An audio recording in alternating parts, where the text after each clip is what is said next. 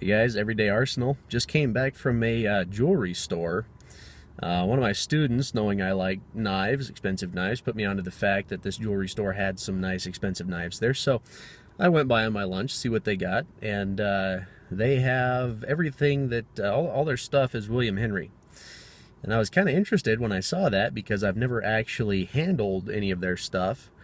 And I remember somebody, I think it was the Apostle P, Rob Bixby over there, and said that William Henry was not as good as what you could get for the money.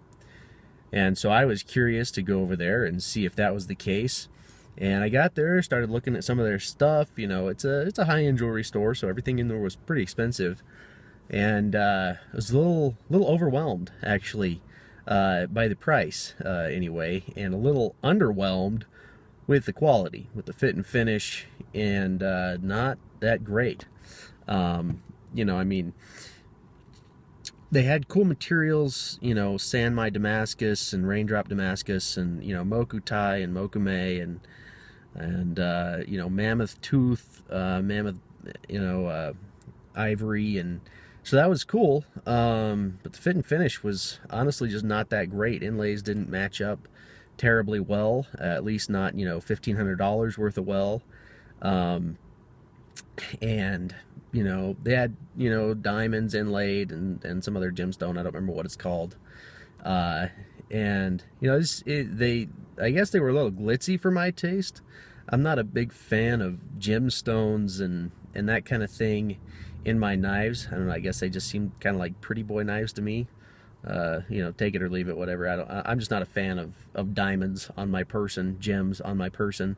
Not a fan of that. But otherwise, we're talking $1,000, $1,500, $1,800, $2,000 for a knife with good materials that wasn't executed that well. And their warranty, pretty cheesy. Take it apart, oil it, clean it, lube it, that kind of thing. There goes your warranty. It's done. Um, I know I can get better warranties in the business than that. People who understand that knives are, for using, for taking care of them, and I don't want to send a knife off and wait 3 weeks when I have the tools and the know-how to take it apart, clean it, lube it myself. So that was dumb. And then I got to looking, and handling an $1,800 knife, $2,000 knife with nylon washers. Really? Fat, ugly nylon washers like I would expect to see on a $15 China knife. Um, 600 or 700 bucks, I can get ceramic bearings, and I'm spending twice that, almost 3 times that, and nylon washers. Really? Really? Not that I have anything against nylon washers. In fact, the knife that I'm carrying today has nylon and bronze phosphor washers, sandwiched together. Um, but on that expensive of a knife, I expect better. And honestly, probably nylon washers, they're gonna wear out. They're gonna die before a lot of other pivot systems will, and so I'm not a fan of that. Um, and a lot of their knives felt just mass produced. You couldn't feel the heart and soul of the maker.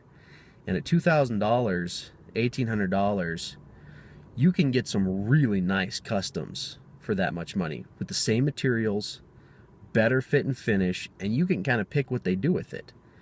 Not so much with William Henry. Uh, just kind of small, very kind of heartless, I guess, as far as their manufacturing goes.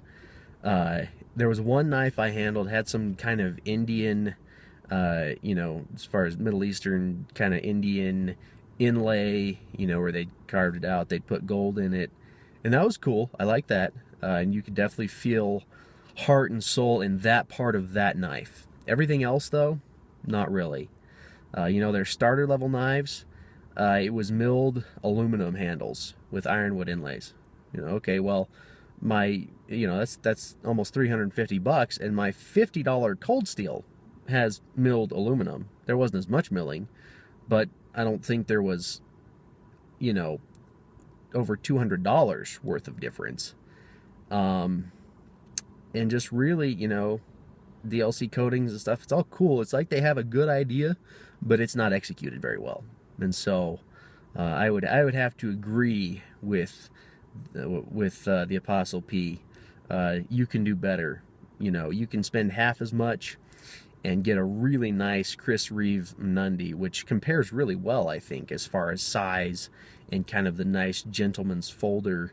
And, you know, $1,000 will get you a really nice Nundy with the Damascus and the Mammoth inlay, if you can find one for sale. And it's going to be super precision machined. You know, a custom gentleman's folder, you can do that. So anyway, in my humble opinion, yeah, William Henry doesn't really nail it. So anyway, that was my fun field trip for the day.